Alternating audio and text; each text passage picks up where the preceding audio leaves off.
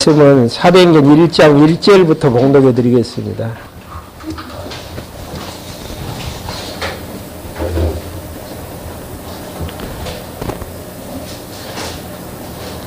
사도행전 1장 1절입니다.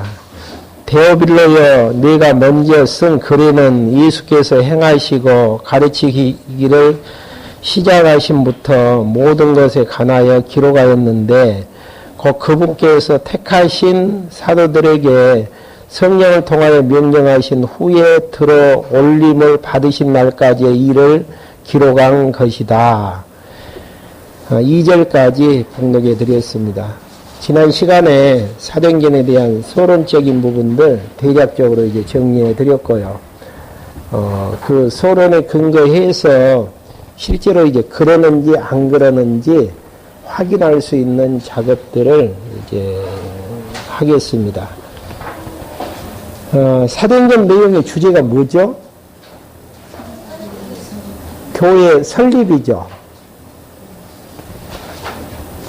근데 이게 교회 설립이라고 우리가 의미 분석에 의한 성경계로는 붙였는데 전도라고 해도 안 되나요?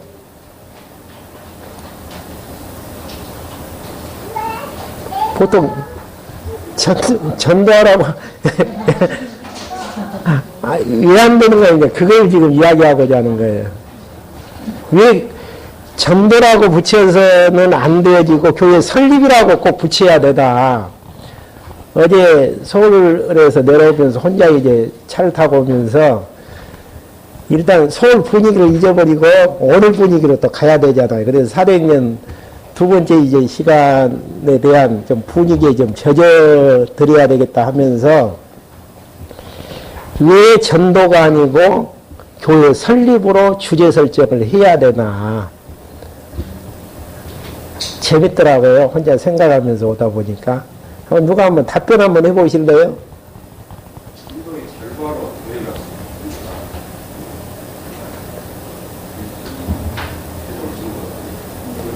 전도의 결과로 되어졌다면은 전도일 수도 있다라는 이야기 아니겠어요? 나라 성취에서 1장 28절에서 신령한 나라가 지금 쭉 기초 부분에서 나라는 언약이 있기 때문에 사도행전은 설립, 그 다음 양육, 무장으로 쭉 나가는 단계에 있어서 말씀을 증거하는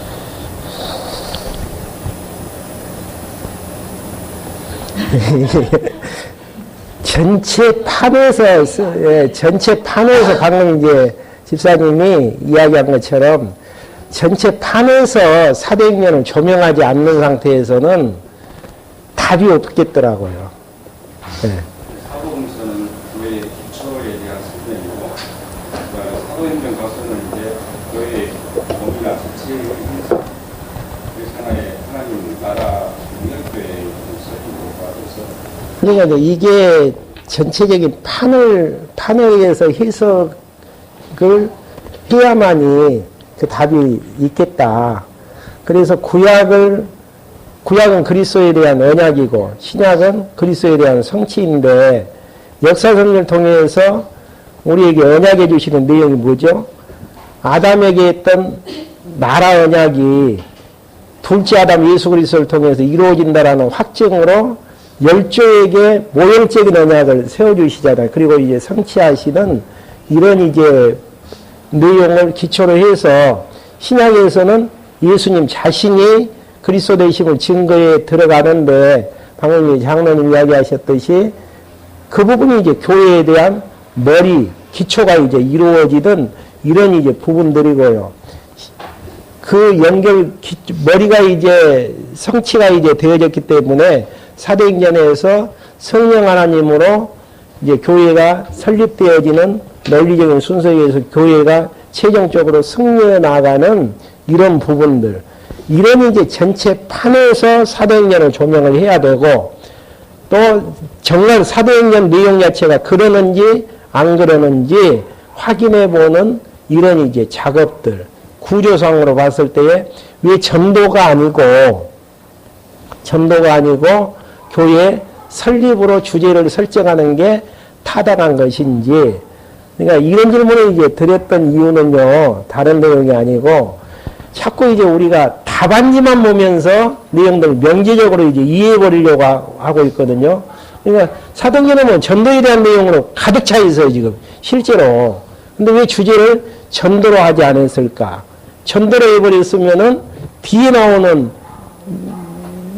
양육의 이제 복음에서 문제의 통일성이 없게 되어지고, 전도에 대한 근거를 이제 찾으려면은, 물론 사복음서 마지막에 성령이 임하시면은 복음 전파로 이루어진다라는 걸 확인할 수 있단 말입니다. 부분적으로는 가능하겠지만은 전체적인 판으로서는 불가하다. 그래서 교회 설립으로 주제를 삼는 게 너무너무 타당하다.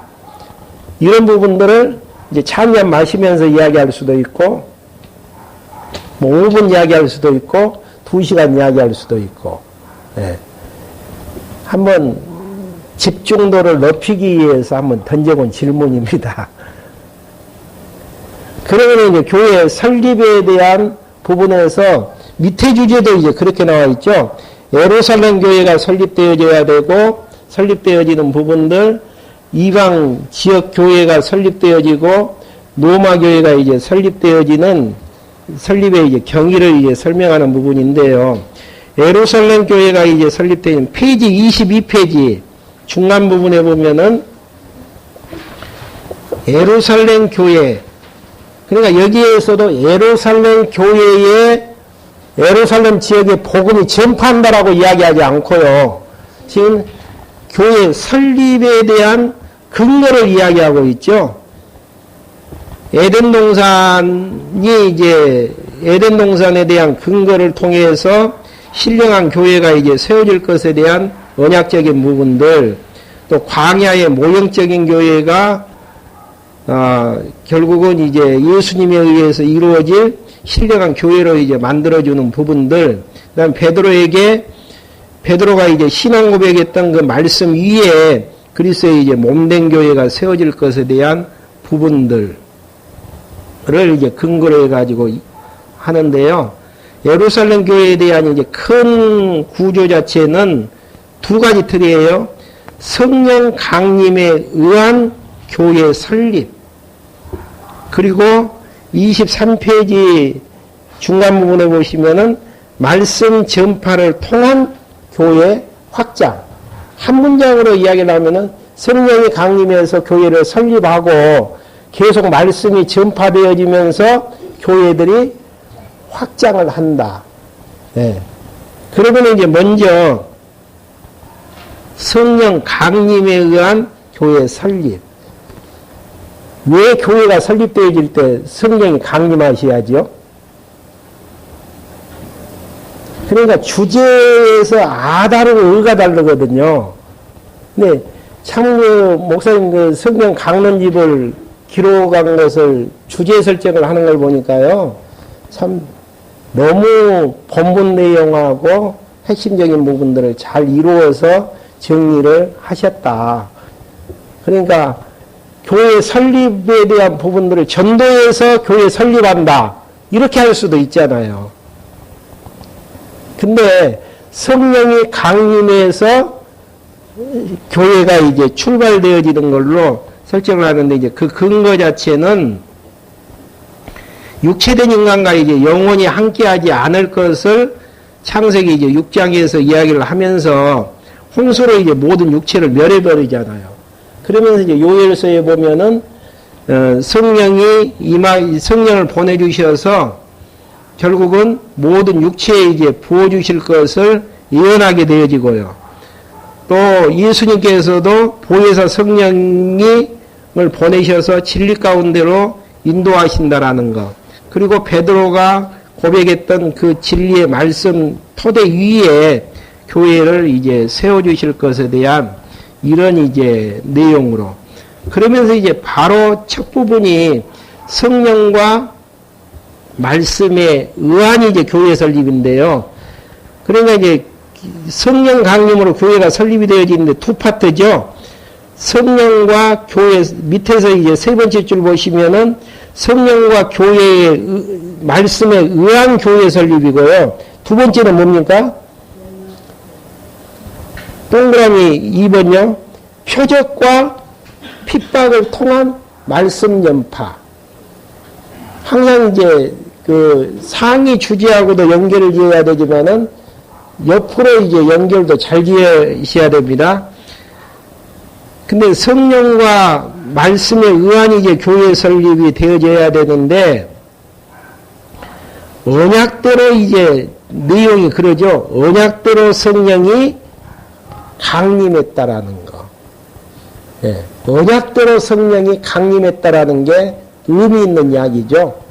그러니까 성령이 오실 것에 대해서 약속을 했는데, 어느 때에 어떤 방법으로 이제 오시는가에 대한, 어느 장소에 이제 오시는가에 대해서 이미 이제 약속이 되어 있는데요.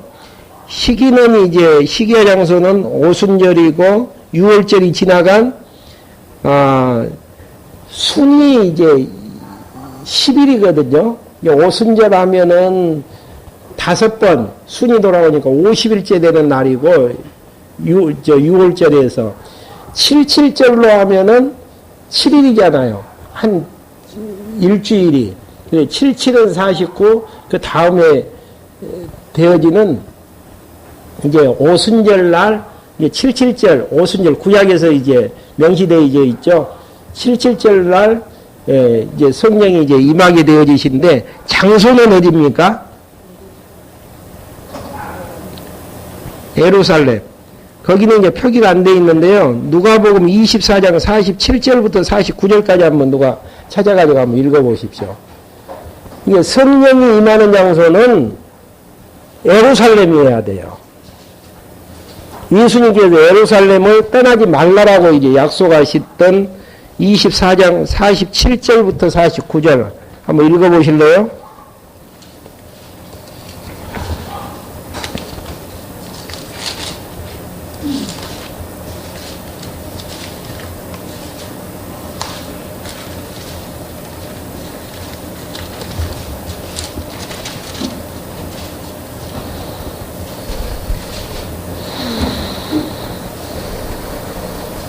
47절만 한번 읽어보죠. 또 그분의 이름으로 죄 용서를 위한 회개가 예루살렘부터 시작하여 모든 민족에게 전파될 것이다. 예루살렘부터 이제 시작해서, 그러면서 49절, 보아라, 네가 내 아버지께서 약속하신 것을 너에게 보낼 것이니 너희는 하늘로부터 능력을 입을 때까지 이 성읍에 머물러 있어라.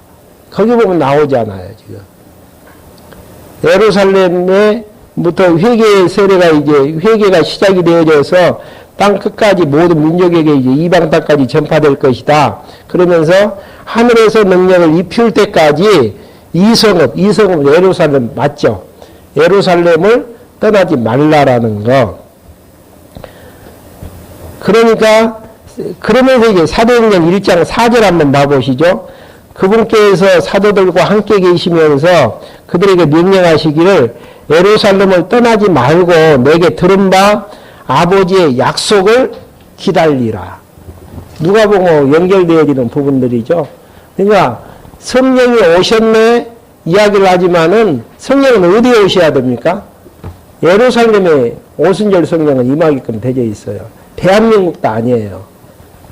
지난번 성탄절 때에도 여러분들 강론을 들으면서 많은 사람들이 내가 구약에 대한 약속된 그리스도라고 이야기를 하지만은 그리스도의 출생지는 어디야 돼요?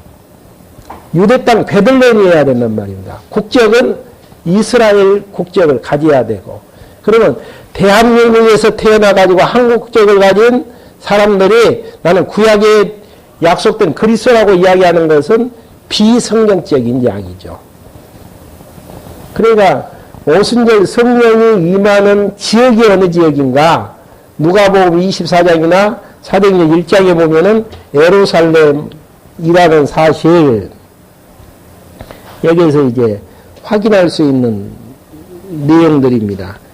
그리고 성령이 이제 오시는, 성령은 보이지가 않죠. 그래서 실제로 오순절 성령이 약속대로 임하셨다라는 사실들을 눈으로 확인하고 귀로 들을 수 있도록 표적들을 보여주셔요. 눈으로 이제 귀로 들을 수 있는 부분들은 강한 바람 같은 소리가 나지는 2장 2절에 보면은 2장 2절에 한번 봐보실까요? 하늘로부터 갑자기 급하고 강한 바람 같은 소리가 나더니 그들이 앉아있던 집안 전체에 가득 채우고, 그러니까 강한 바람과 같은 소리가 이제 귀에 들리게 되어지고, 이런 부분들은 이제 모형적으로 열왕기상 9장 이제 11절 여호와 하나님께서 임하시는 이제 소리에 대한 언약이 성취되어지는 부분들이고요. 또 눈으로 보이게끔 임하셔요. 불의 혀같이 갈라지는 것.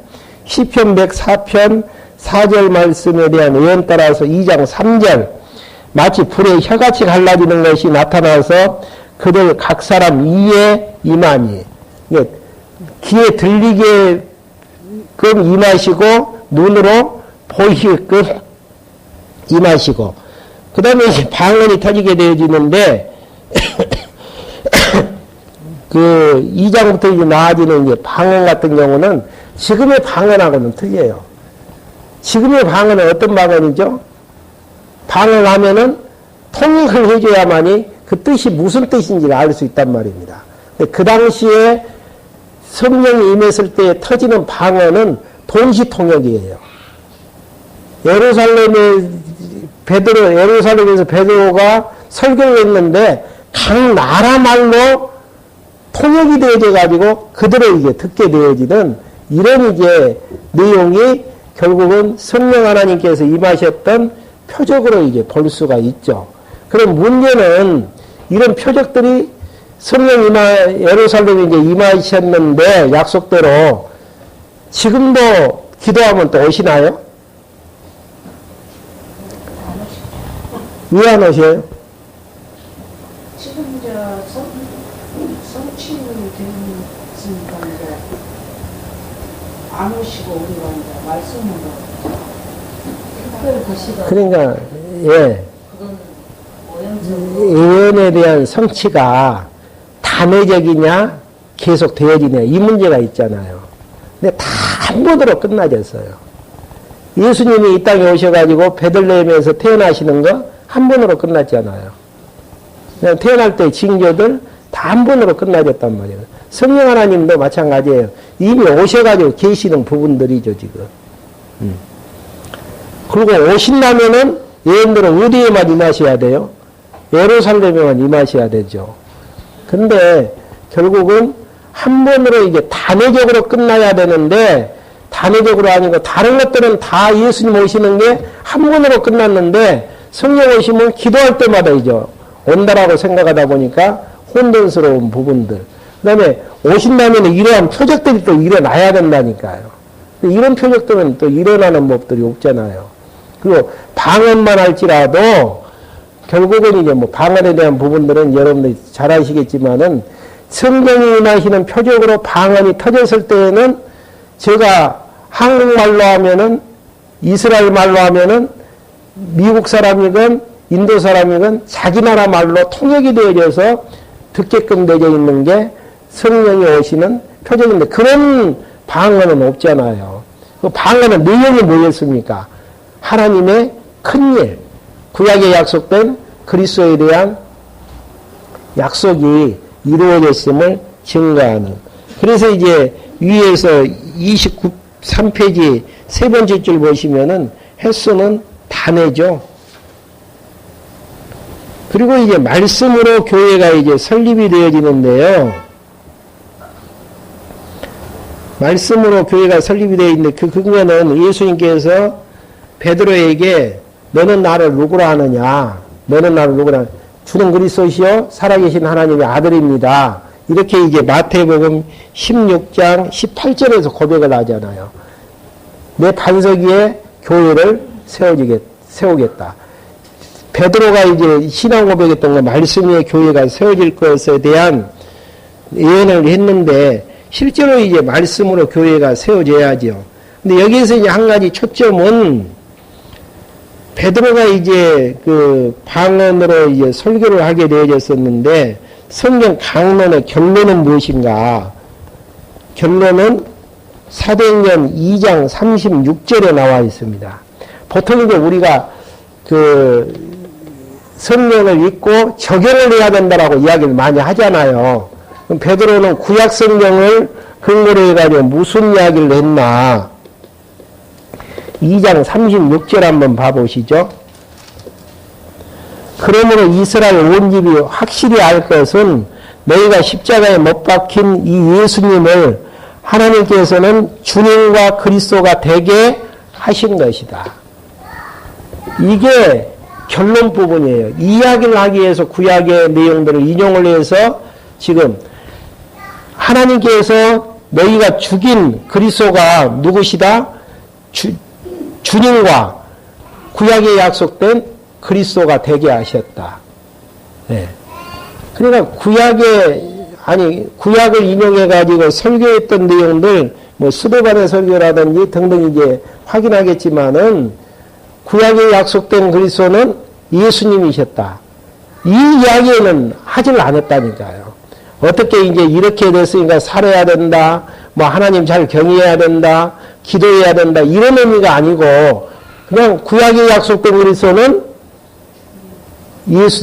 예수님이셨다. 구약 성경이 있고 그 이야기는 안 했어요.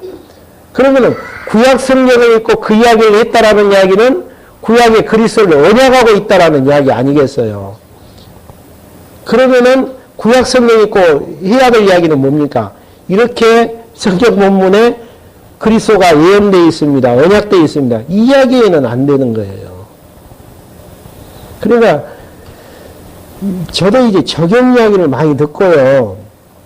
그 다음에 처음에 이제 성경신학 연구소가 만들어지기 전에 목회자 세미나가 80년 초에 그 전남대 수양관에서 한번 50명, 60명이 모여질 때가 있었어요. 거기에서 이제 목사님이 특강하셨던 부분이 강론 설교의 원리와 실제, 지금도 제가 교환을 가지고 있거든요. 거기에서 이제 강론 설교의 원리와 실제에 대한 강의가 이제 1박 2일 동안 끝나다 보니까 목회자들이 질문했던 공통된 주제 한 가지가 그러면은 성경을 읽고 가르치고 어떻게 적용을 시켜야 됩니까? 이 질문이었어요. 그러니까 어떤 교훈을 주느냐 이제 그런 의미였죠. 근데 답은 방금 이야기했던 것처럼 구약 읽고는 구약에 약속된 그리스도가 예수님이시다. 그래서 하나님은 여호와이시고 하나님이 여호와가 되시는 과정 속에서 5대 속성이 드러나진다. 그분은 살아계신다. 그 이상도 이하도 성경 강론에서 없지 않느냐. 성경 본문에서. 그러니까 이제 적용이라는 부분은요. 결국은 성경을 통해서 하나님이 어떠한 분이신가에 대해서 신간이 드러나게 되어지면은 나라는 존재가 어떤 존재인가 정리가 되어지잖아요. 전능하신 하나님이 드러나면 그 앞에서 나는 누굽니까? 무능자로 드러날 수밖에 없죠. 아무것도 못하는 무능자. 주권자 하나님 앞에서 나는 누구예요? 그분이 쓰는 도구에 불과하는 천이 쓸 그릇도 되어지고 기 쓸 그릇도 되어지는 부분들이고 이렇게 인생관에 대한 정리가 되어질 것이고 그 다음에 하나님이 언약하고 언약대로 성취하시는 역사선지를 보게 되어지면은 거기에서 이제 하나님 자신을 계시한다라는 그 이상도 이하도 없다라는 부분들을 확인할 수 있는 것 아니겠습니까? 그리고 이제 세계관에 대한 정리가 되어지는 부분들이고요. 이런 부분들이 부수적인 부분들이 목적으로 이루어져서는 안 되는 것이고 결국은 베드로가 성령이 임하셔서 구약을 인용해서 설교했던 내용의 결론 부분은 예수님을 하나님께서는 주님과 그리스도 되게 하신 것이다. 이 이야기에는 하지를 안 했다는 거예요. 그러면 이제 스데반 설교라든지 뒤에 이제 등등 확인해 보면 될 수 있죠. 그래서 이제 거기에다가 베드로의 성경학론 결론을 이제 이야기를 했습니다. 설명 부분에서 이제 하나님이 요일세 연대로 성령을 강림하셔서 그리스도를 이제 증거케 했고 구원받는 자에 의해서 이제 교회가 설립이 되어지듯. 그리고 이제 3장부터 4장 30절까지 내용에서는 말씀이 전파가 되어지는데 뭘 통해서요? 뭘 통해서 말씀이 전파가 되어지죠? 표적과 핍박. 왜 표적과 핍박으로 말씀이 전파가 되어져야 됩니까? 그렇게 그리스도가 떠나시기 전부터 예언이 되어 있기 때문에 그 이상도 이하도 없다니까요, 지금. 그러니까 한번 표적으로 말씀이 전파되어 있는 거 확인 한번 해볼까요? 누가복음 9장, 요한복음 14장 12절만 한번 봐보시죠.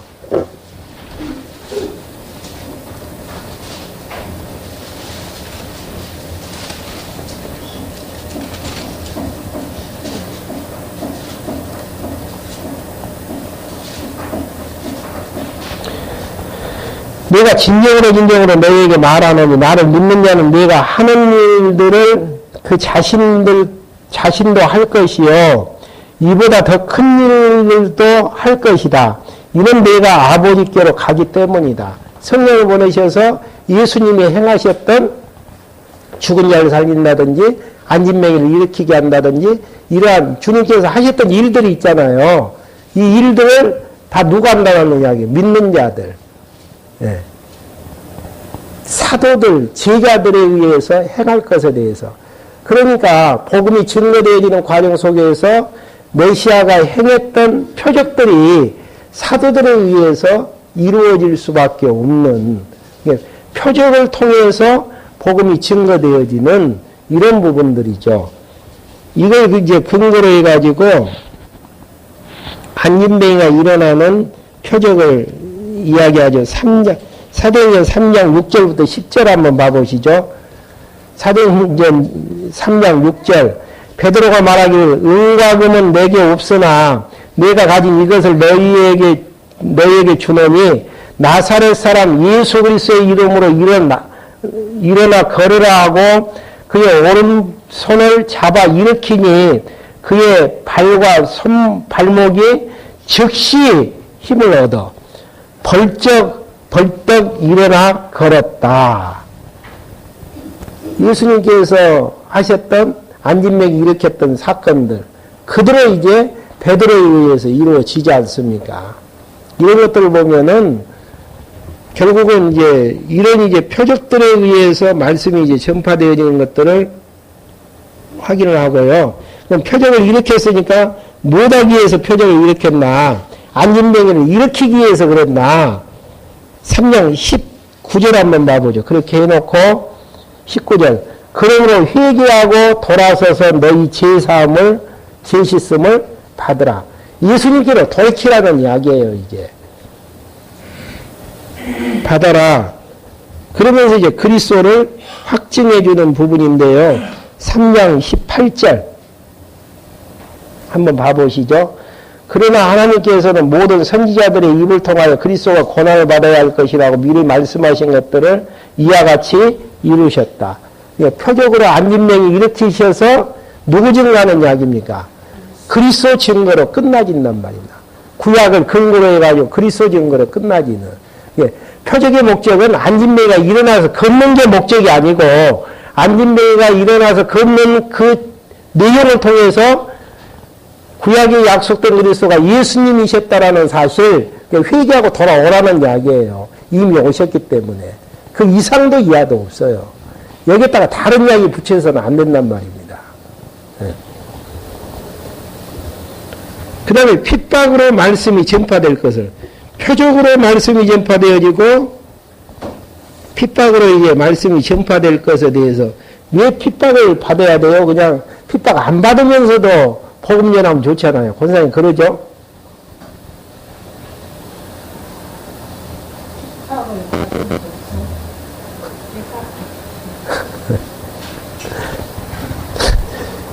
예수님께서 제자들에게 약속하셨던 게 있잖아요. 나도 핍박을 받았기 때문에 너희들도 핍박을 받을 수밖에 없다.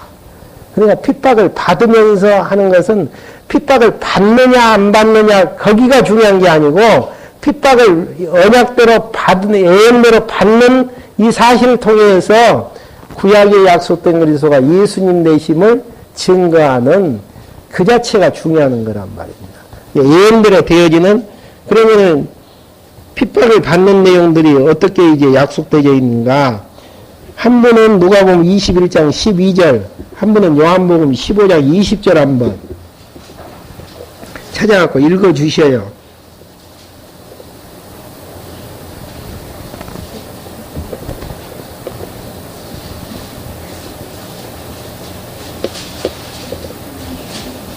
누가복음 21장 12절부터 한번 읽어 주십시오. 이 모든 일들의 내 이름을 인하여 너희에게 손을 대어 핍박하며 세상 옥에 넘겨주며 임금들과 간장밭에 끌어가리라. 예, 미리 되어질 일들을 다 예수님 떠나신 다음에 복음이 전파되는 가운데에서 핍박을 받고 왕들 앞에 끌려가고 재판장 앞에 설 것에 대해서 미리 예언이 되어 있고요. 예언을 하시고 또 요한복음 15장 20절 내가 너희에게 내가 너희에게 좋은 일이 자기 죽음보다 크지 않다고 한 말을 기억하여라. 사람들이 나를 박해하였으므로 너희도 박해할 것이고 내 말을 지켰으므로 너희 말도 지킬 것이고. 예수님이 머리대 교회 머리대 예수님이 핍박을 받고 박해를 당했기 때문에 제자들이 너희들도 박해받는 것은 당연하다. 복음이 증거되어지는 과정 속에서 표적이 일어나지고 핍박당하면서 복음이 증거되어지는 것들은 너무너무 당연한 현실인 것을 지금 확인합니다. 그러면 이제 이렇게 예언이 됐기 때문에 사도들이 이제 핍박을 받으면서 복음 증거하는 내용만 확인해 보면은 되죠. 다시 이제 사도행전으로 와서요. 4장 2절부터 3절.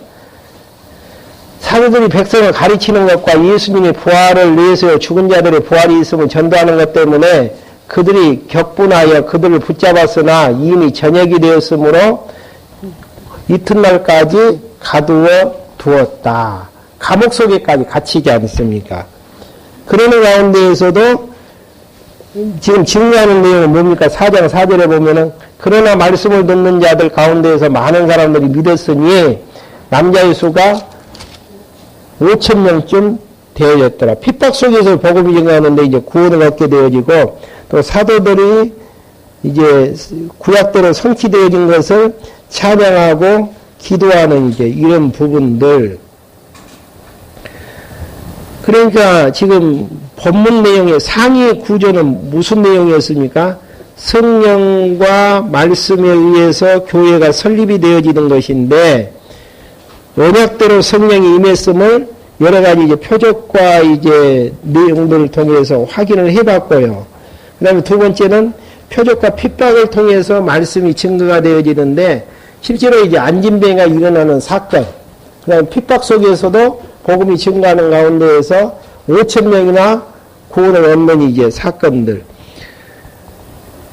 그 다음에 이제 두 번째 파트는 예루살렘 교회가 이제 세워지는 교회가 이제 설립이 되어지는 이런 이제 두 번째 내용은 말씀 전파를 통한 교회 확장. 그러니까 교회 확장은 어떻게 되어지죠? 말씀이 계속 증거되어지는 부분. 왜 말씀이 증거되어짐으로 확장이 되어져야 됩니까? 베드로의 신앙 고백 위에 결국은 반석 위에 내 교회를 세우겠다. 음부의 권세가 흔들지 못할 것을 약속하신 바가 있잖아요. 이게 말씀에 의해서 교회는 확정되어지는. 그러나 이제 신학을 하게 되어지면은요, 진짜 교회는 어떤 교회일까?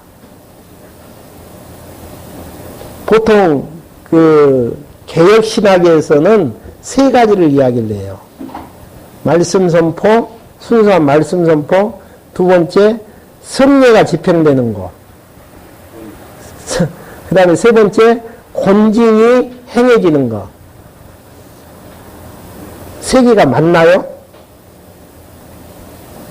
근데 이제 성경에서는 하나로 이야기를 하죠. 순수한 말씀 전파. 그럼 성경은 뭔가 그냥 말씀을 전파하기 위한 한 방편이에요. 그냥 떡을 떼고 잔을, 포도주를 마시면서 예수님께서 언약대로 이 땅에 오셔서 나를 위해서 살찜이 떨어져서 돌아가셨고 피 흘려서 죽으셨구나. 그 말씀을 증가하는 한 방편이 성례식이란 말입니다. 그리고 권징이라는 게 뭡니까? 보통 장로교회에서는, 저도 이제 장로교회 출신이지만은 보통 헌법에 나와 있는 권징 조례에 의해서 뭐 예를 들어서 죄를 지었으니까 포도잔을 먹지 말라. 뭐 이렇게 해서 뭐 교회 뭐 6개월 동안 근신하면서 있어라. 이렇게 이제 선포를 하거든요. 근데 그게 말씀이 선포가 되어지면 그런 조항이 없어도 죄 짓고 순수한 말씀이 선포되어지는데 앉아 있을 수가 없죠. 회개하든지 안 나오든지 둘 중에 하나 될 수밖에 없잖아요. 네.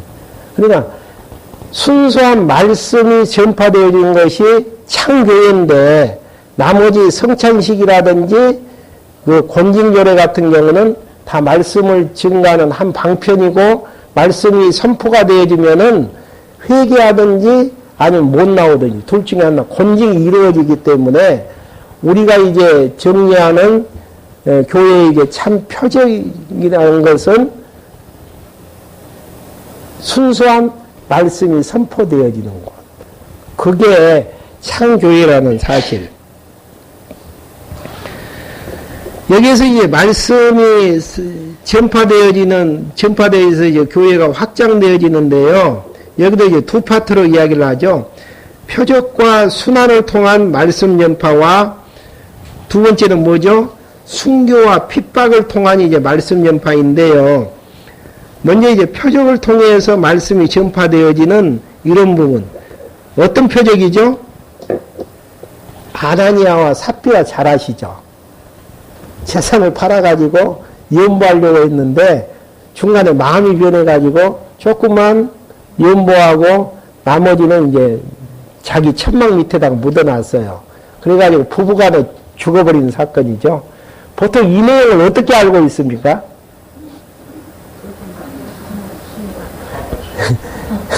예, 거짓말 쳐서 그랬다. 연보 이렇게 작정했는데 띄어먹었다든지 마음이 변심해서 절반을 들여서 했다. 근데 이제 중요한 부분은 본문은 그 이야기를 하지를 않는다니까요. 연보를 작정했던 것을 감해서 죽었다라고 이야기를 하지 않고 사도행전 5장 3절하고 9절 한번 봐보시죠.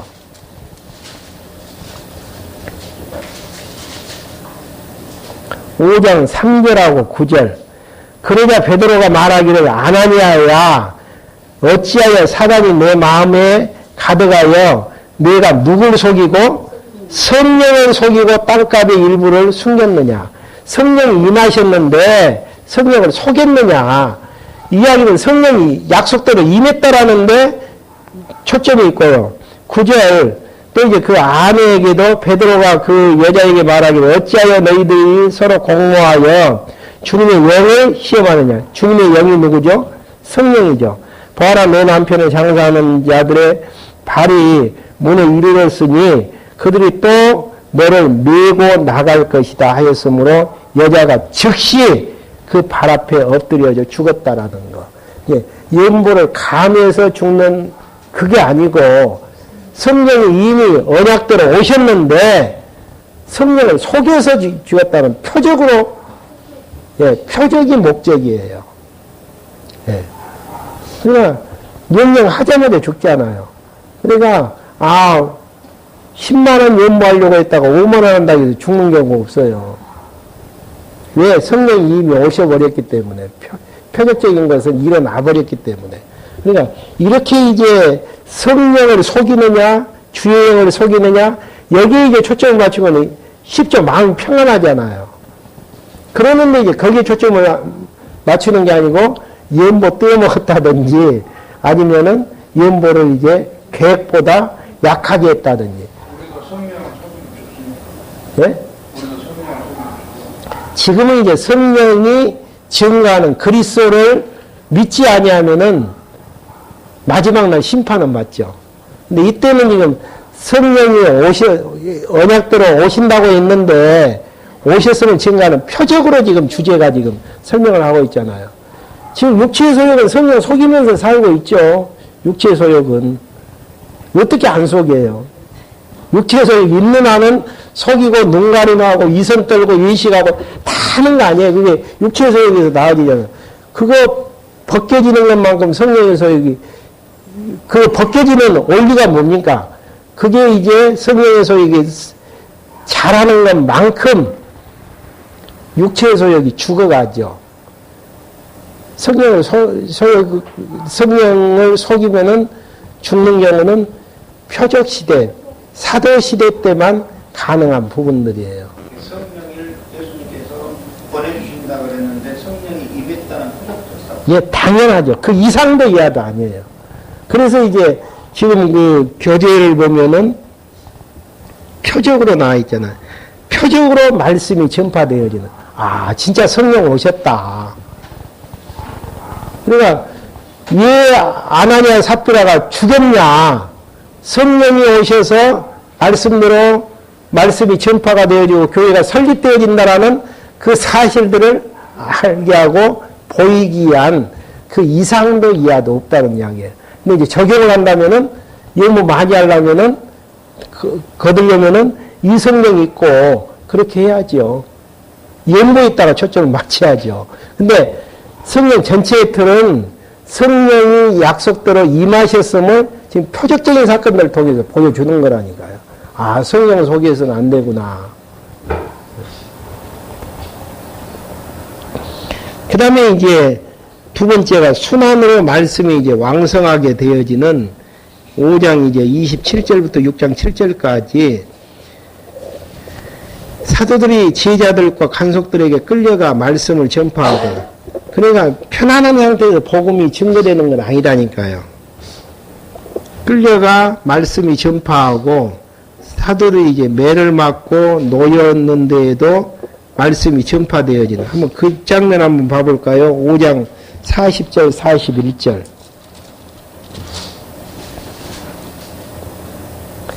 사도를 불러다가 때리며 예수님의 이름으로 말하지 말라고 명령하노 풀어주었다. 이에 사도들이 그 이름을 위하여 능욕을 당하기에 합당한 자로 여김을 기뻐하면서 공회 앞에 떠나갔다. 그들이 날마다 성령과 각 집에 가르치고 그리스도 예수님의 복음 전하는 것을 어떻게 해요? 쉬지 않았다. 그러니까 핍박을 당하면은, 순환을 당하면은 복음 전파가 중도에 하차가 되어져야 되는데, 예수님께서는 순환을 통해서 복음 전파가 되어질 것에 대해서 예언을 하셨단 말입니다. 그 예언대로 지금 되어지고 있는 부분이에요. 근데 우리의 관심은 어떻게 하면 편안한 상태에서 복음이 증거되어지는, 여기에 관심이 있잖아요. 안 돼요. 성령대로 복음이 증거되어졌다라는 사실. 그 다음에 순교와 핍박을 통한 말씀 전파, 기사와의 표적을 해가는 이제 스데반 사건이 6장에 나와지고요. 거짓으로 이제 고소를 하니까 스데반이 이제 복음을 증거하는데, 여기 나와지죠. 강론의 핵심 어디서부터 시작되어지죠? 7장 17절 한번 봐보죠.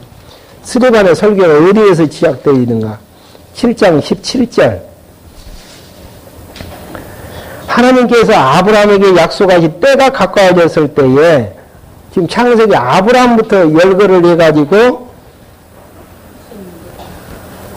지금 누굴 증가 50절까지 누구죠? 50절까지 쭉 이제 구약사를 창세기부터 이야기한 다음에 50절, 내 손에 이 모든 것들을 만들지 않았느냐라고 그러면서 결론 부분만 이야기를 하죠.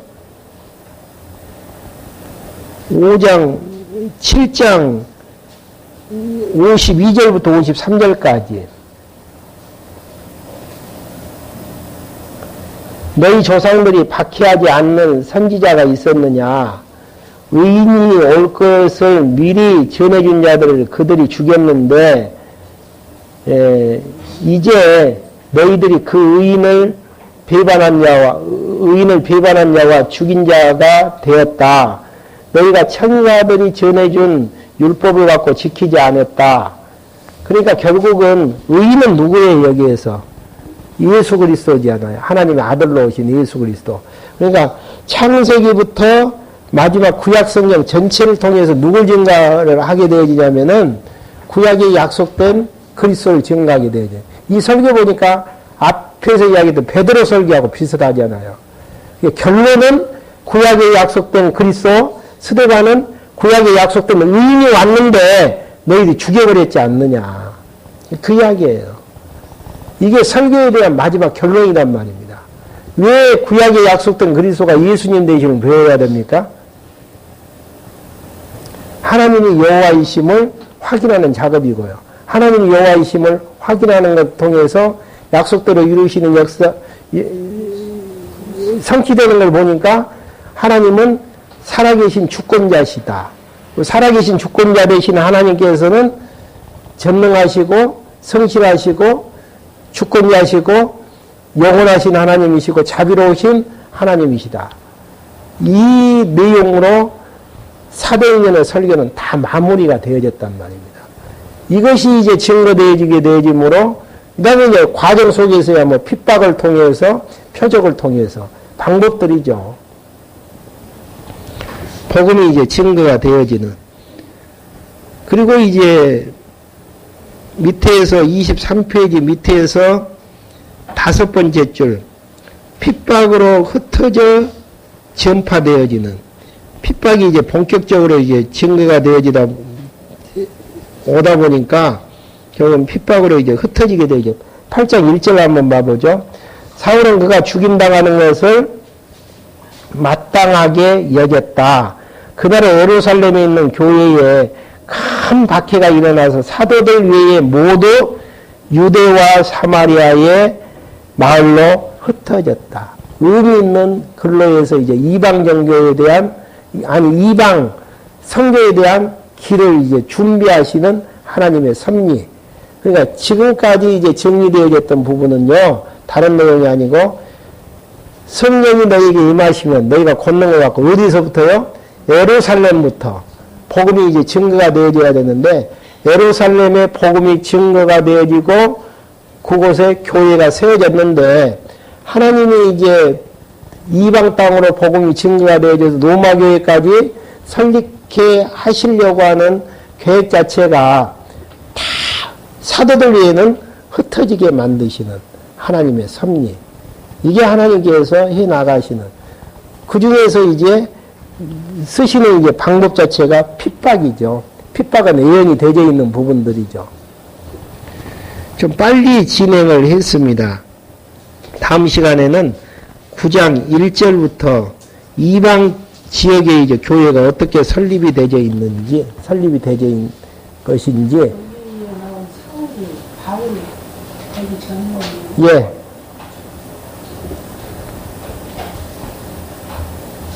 다른 질문 없으신가요? 한번 여러분들이 이제 지금 성경 강론을 압축한 교환이라고 생각하시면 되어지거든요.